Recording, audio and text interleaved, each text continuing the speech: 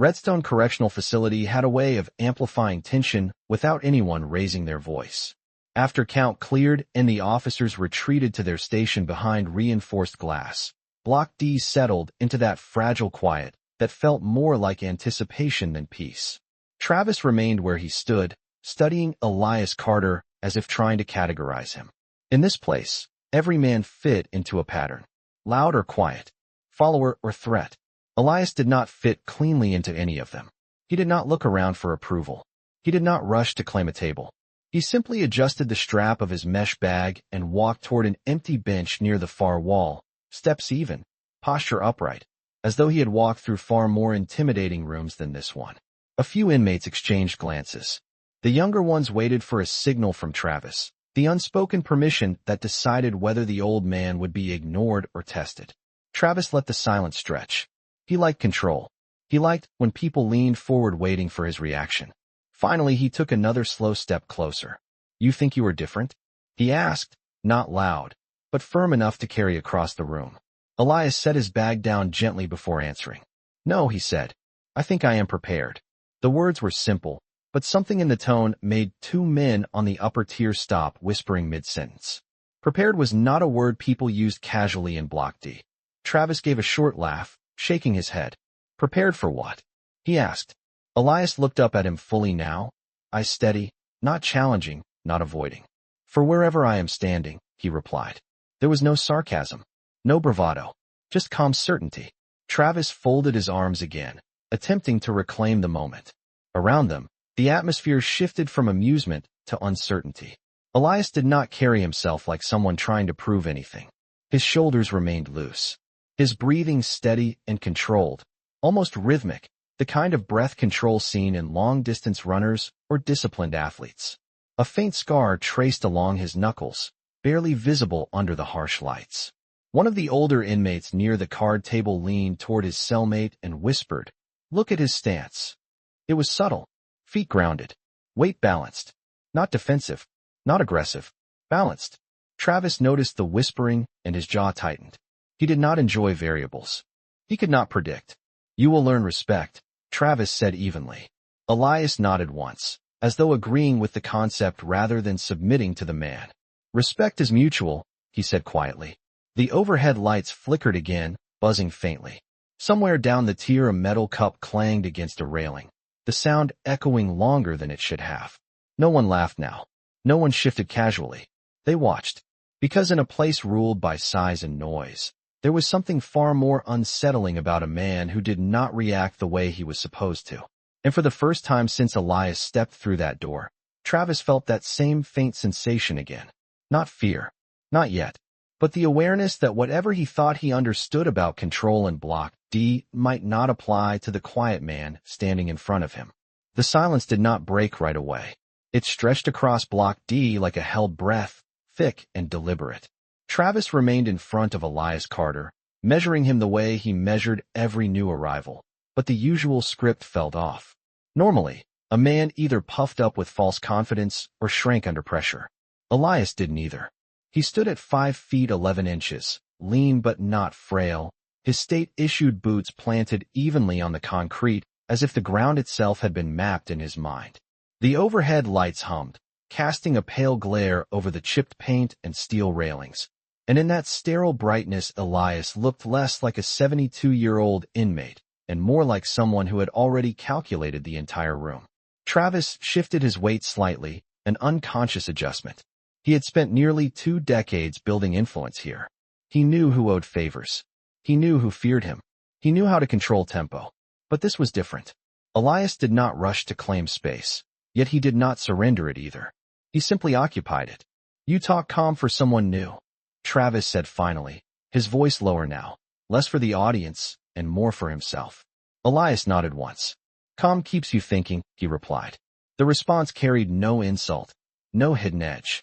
It was a principle, not a challenge. A few inmates along the railing exchanged uneasy looks. One of them, a gray-haired lifer named Monroe, leaned closer to the bars and watched Elias with narrowed eyes. Monroe had seen men who had trained before. He recognized balance when he saw it. Elias reached down slowly and picked up his mesh bag again, moving with the same measured control he had shown since entering the block. There was no rush in his gestures, no wasted motion. Even the way he adjusted his shoulders seemed intentional, as though each muscle responded to quiet discipline rather than emotion. Travis noticed it too. "You think breathing slow makes you untouchable?"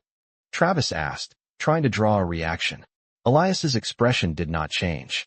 "Breathing slow keeps you steady," he said. "Steady keeps you aware." The words were almost instructional. Not defensive, not aggressive. Around them, the tension shifted from entertainment to analysis. Men who had been lounging casually were now upright, watching more closely. Redstone Correctional Facility had its own ecosystem, and ecosystems reacted when something unfamiliar entered the environment. Travis stepped a half-foot closer, invading space that usually triggered flinching or posturing. Elias did not move back. He did not step forward. He simply held position, gaze level, breathing unchanged. That stillness was louder than any threat. From the second tier, Monroe murmured under his breath, "That is not luck. That is training." Travis heard the whisper and his jaw tightened, but he did not respond to it. Instead, he studied Elias one more time, searching for doubt, for hesitation, for something he could exploit. He found none. And in that fluorescent-lit common room, with the air smelling faintly of disinfectant and old concrete, the balance of Block D tilted by a fraction. Not enough for everyone to see, but enough for those paying attention to understand that this was no ordinary transfer, and whatever came next would not follow the usual rules. The air in Block D felt heavier now, not because anyone had raised their voice, but because uncertainty had replaced routine. Travis stood a few feet from Elias Carter, trying to decode him, while the rest of the unit pretended not to watch. In Redstone Correctional Facility, reputation was currency, and Travis had built his wealth over years of calculated intimidation. He understood patterns. He understood fear. What he did not understand was quiet discipline that did not seek approval. Elias lifted his mesh bag and moved toward the assigned lower bunk near the far wall, each step unhurried, as if he had already accepted the concrete floor and steel bars as temporary conditions rather than permanent threats. The mattress was thin, the frame bolted to the ground, the kind that creaked under sudden movement. Elias placed his bag down carefully and ran a palm across the edge of the bunk, testing stability with a light press of his fingers. The motion was subtle, but precise, as if he had spent decades evaluating physical space before trusting it. Monroe on the second tier continued watching, arms folded over the railing. He had once worked construction before his sentence and knew how to read balance in materials and men. "He checks his footing," Monroe muttered to the man beside him. "That is habit." Travis heard the comment, even though it was barely above a whisper. He did not like commentary that suggested he was not the most interesting figure in the room. "You planning on staying calm forever?" Travis asked, voice firm but controlled. Elias looked up from the bunk and met his gaze evenly. "As long as it serves me," he replied. The answer was not defiance. It was strategy. Travis shifted his stance again, attempting to re-establish dominance through proximity. He stopped within arm's reach, close enough to test reflexes. Elias did not lean back. He did not tense. He adjusted 1 foot half an inch, grounding himself more firmly on the concrete. That small shift did not look dramatic, but Monroe recognized it immediately. Balanced. Prepared. Not aggressive.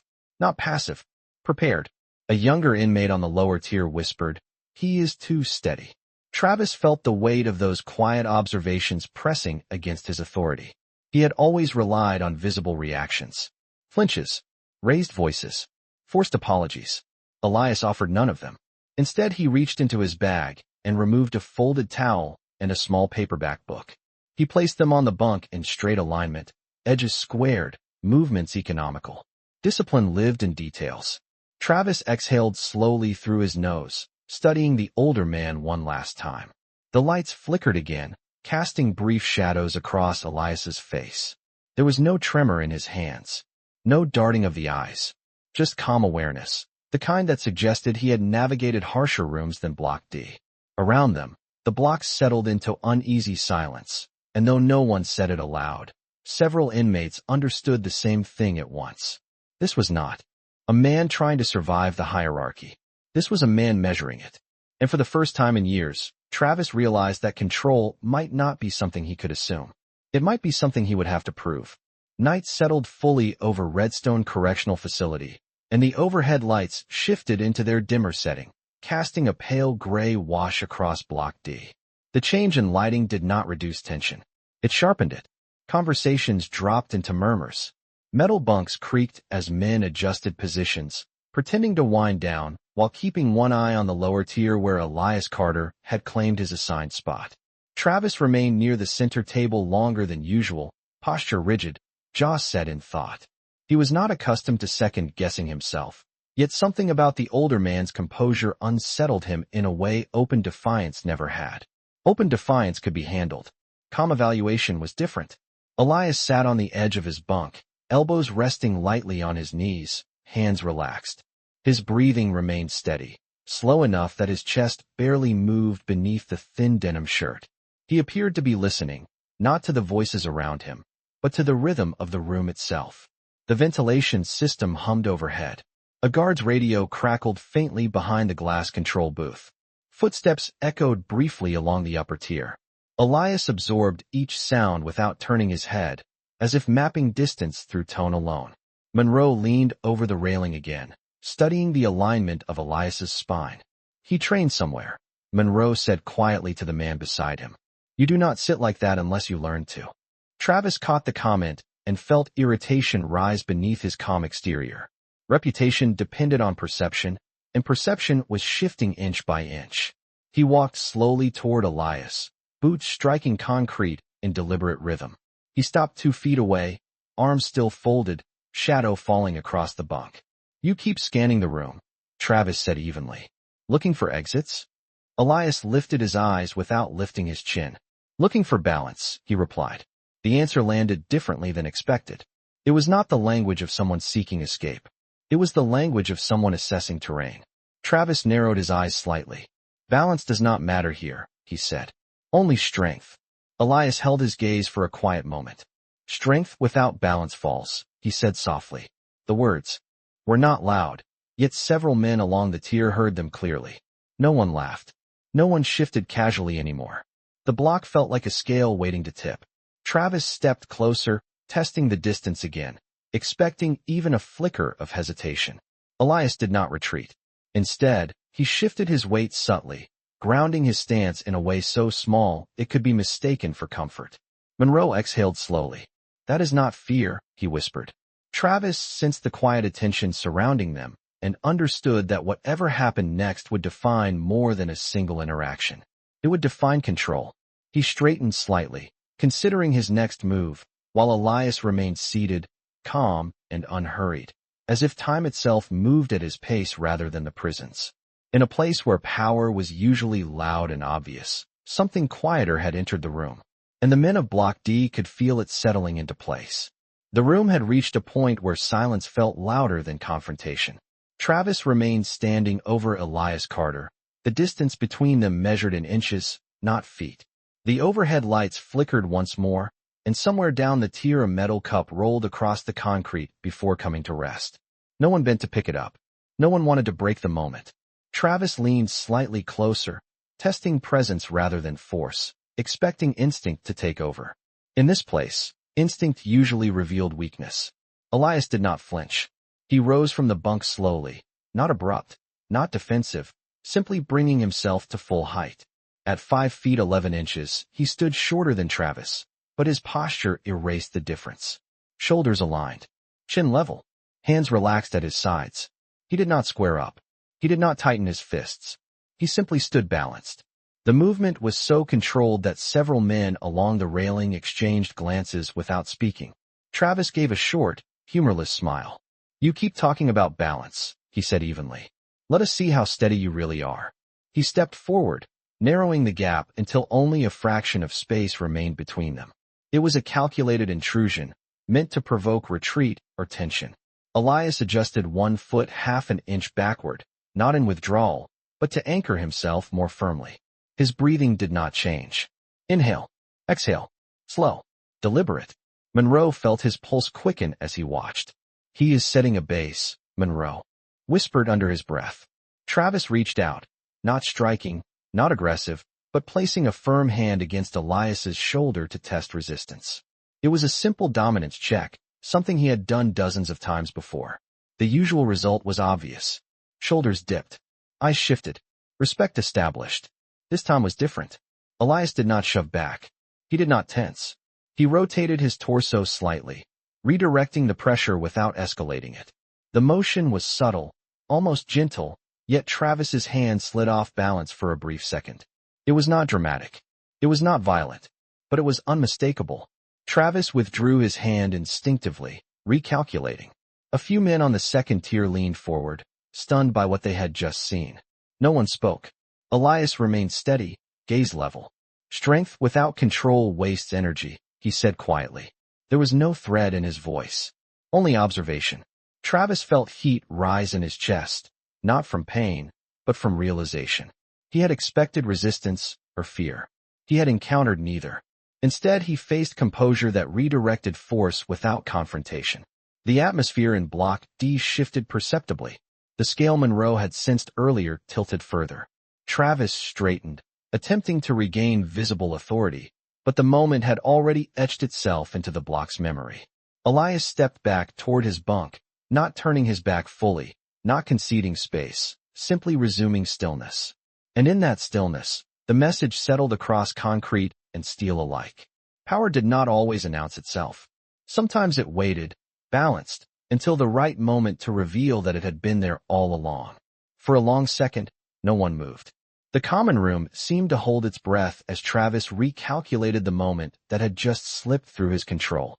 He had expected resistance or fear, something visible, something loud. Instead, he had encountered quiet redirection, a response so subtle that it forced everyone watching to reconsider what they thought strength looked like. Travis stepped forward again, this time faster, attempting to reassert authority through sheer presence. He closed the distance in a single stride, shoulders squared, eyes fixed. Elias Carter did not mirror the intensity. He remained upright, hands open at his sides, weight evenly distributed across both feet. The lights above flickered faintly, casting brief shadows that stretched and tightened across the concrete floor.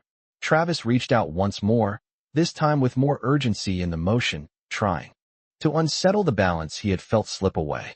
What happened next lasted only seconds, but to the men watching from the second tier it felt stretched thin, like time slowing under pressure. Elias shifted slightly to the side, not retreating, not advancing, but redirecting the forward momentum with precise timing. His hand moved with controlled efficiency, guiding Travis's arm away without striking, without aggression, simply removing the force from its intended path. Travis stumbled half a step, not falling, but losing the perfect stance he had relied on for years. The difference was small, yet undeniable. A ripple of stunned silence spread across Block D. Elias did not pursue the advantage. He did not escalate. Instead, he stepped back into neutral space, posture steady, breathing unchanged. Control is not loud, he said quietly, voice carrying just enough to be heard. It is measured. Travis straightened immediately, pride forcing composure back into place, but the air had shifted. Everyone in the room had seen it. Not a fight, not chaos, just precision. Monroe gripped the railing tighter, recognition in his eyes. He waited for timing, Monroe whispered. He did not react. He responded. Travis clenched his jaw, aware that perception had tilted in a way that could not be undone by shouting. He looked around the room, searching for laughter, for reassurance, for signs that his authority remained untouched. He found none. The younger inmates who had once leaned forward for entertainment now stood silent, recalibrating their loyalties in real time. Elias lowered himself back onto the edge of his bunk with the same deliberate calm he had shown since entering the block. He did not glare. He did not smile. He simply resumed stillness, as though nothing remarkable had occurred. And that restraint carried more weight than any display of force ever could. The ventilation system hummed overhead. A guard's footsteps echoed briefly down the corridor outside.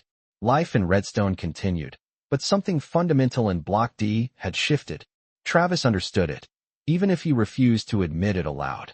For the first time in years, control had not been decided by size or volume. It had been decided by balance, timing, and a quiet discipline that did not need to announce itself. And everyone watching knew that the hierarchy they believed was permanent had just been quietly rewritten. The silence after the shift in momentum lingered longer than anyone expected. Block D had returned to motion, but it was the careful kind of motion that follows something irreversible. Conversations resumed in low tones, yet every glance drifted back toward the lower bunk where Elias Carter now sat with his hands resting loosely on his knees. He did not celebrate. He did not posture. He simply breathed, steady and even, as though he had completed nothing more than a routine exercise. Travis remained standing for a moment before turning away, pretending to check on a card game near the center table. His movements were deliberate, but the rhythm had changed. He was not commanding the space anymore. He was measuring it. Monroe descended halfway down the metal stairs, stopping just short of the lower tier. He studied Elias openly now, no longer pretending disinterest. "You trained somewhere serious," Monroe said quietly, not challenging, not mocking. Elias looked up at him, expression calm. "I practice discipline," he replied. The word practice landed differently than expected. It suggested repetition, patience, years rather than months. Monroe nodded slowly. "That was not luck," he said. "That was timing." Elias did not deny it. He reached into his mesh bag and pulled out the small paperback he had placed earlier, running a thumb along the worn spine as though grounding himself in something familiar. A younger inmate nearby shifted uncomfortably. "You used to compete?" the younger man asked, curiosity outweighing fear. Elias paused for a fraction of a second. "I used to teach," he answered. The response traveled through the block faster than a shout ever could. Teach. That meant knowledge. That meant decades of repetition, correction, mastery refined through instruction. Travis heard the exchange without looking over. His shoulders stiffened slightly, but he kept his attention fixed forward, unwilling to feed the growing awareness around him. Monroe folded his arms. "What kind of teaching?" he pressed gently. Elias met his gaze. "Control," he said. "No elaboration. No bragging. Just control." The words settled into the air like a weight. Several inmates exchanged glances again, this time not with amusement, but with recalculated respect. Redstone Correctional Facility had its own code, and knowledge of physical discipline carried influence different from raw aggression. Elias opened his book and lowered his eyes to the page, signaling the conversation was over. It was a subtle boundary, but unmistakable. He was not here to perform. He was not here to impress. He was here to exist on his own terms. Travis finally turned slightly, watching from the corner of his eye. The older man's posture had not changed. His breathing remained slow, balanced, controlled. And in that quiet return to normalcy, something more powerful than confrontation had taken root. The hierarchy had not collapsed in noise. It had shifted in silence. And every man in Block D understood that the quietest presence in the room had just become the one no one could afford to underestimate. Lights out came at 10 o'clock sharp, but no one in Block D fell asleep immediately. The overhead fixtures dimmed to a low industrial glow, turning concrete walls into long gray shadows. The ventilation system hummed steadily, pushing cool air through steel vents, and the faint echo of a guard's footsteps faded down the corridor. Routine had returned on the surface. Beneath it, everything felt different. Elias Carter lay back on his thin mattress, hands folded loosely over his chest, eyes open but calm. His breathing remained measured, slow enough that the rise and fall of his chest barely disturbed the blanket. Across the room, Travis sat on the edge of his own bunk, elbows resting on his knees, staring at the floor. He replayed the moment in his mind, not the contact, not the motion, but the stillness before it. He had built his position in Block D on predictability. He knew how fear behaved. He knew how pride reacted. What he had encountered that night was neither. It was discipline that did not need to prove itself. From the upper tier, Monroe watched the shadows shift along the wall. He had seen men arrive with reputations before. Some loud, some desperate. None had altered the air the way Elias had in less than an hour. A younger inmate whispered from the next bunk, "Is he really a teacher?" Monroe did not take his eyes off the lower tier. "He does not have to say it," Monroe answered quietly. "You can see it." Travis finally stood and walked slowly toward the water fountain near the center of the room. He did not look at Elias directly, but his gaze lingered for a fraction of a second. Elias did not return the look. He did not need to. Power in Redstone had always been visible, loud, and reinforced through repetition. Tonight it had shifted through composure alone. Travis understood something uncomfortable as he leaned against the cool metal fountain. Control could not be reclaimed with noise. It would require adaptation. And adaptation meant acknowledging what had changed. Elias closed his eyes, not in exhaustion, but in rest earned through restraint. He had not raised his voice. He had not sought dominance. He had responded only when necessary, then returned to stillness. That pattern was not accidental. It was a lifetime of practice condensed into a single evening. Around him, the blocks settled gradually, tension dissolving into low breathing and quiet rustling of blankets. Yet even in the dark, a new awareness lingered. Men who had once aligned automatically with volume were now reconsidering what strength truly meant. The hierarchy had not shattered. It had evolved. And as the clock on the far wall ticked toward midnight, one truth settled into the concrete foundations of Block D. The loudest man in the room was no longer the one everyone watched. It was the quiet one who had already proven he did not need to shout at all. Step inside one of the most gripping prison stories where power shifts in silence rather than noise.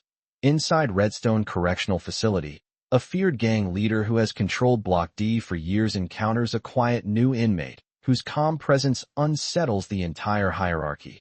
What begins as a routine dominance check slowly transforms into one of those unforgettable prison stories that redefine what strength truly means. Without shouting, without reckless aggression, the new inmate demonstrates balance, timing, and discipline that force the gang leader to reconsider everything he believes about control.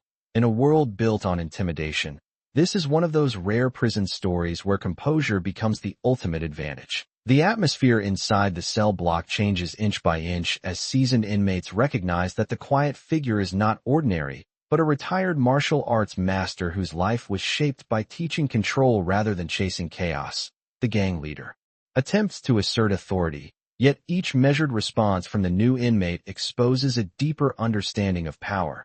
This is why prison stories centered on psychological dominance resonate so strongly, because they reveal that real strength does not need to be loud.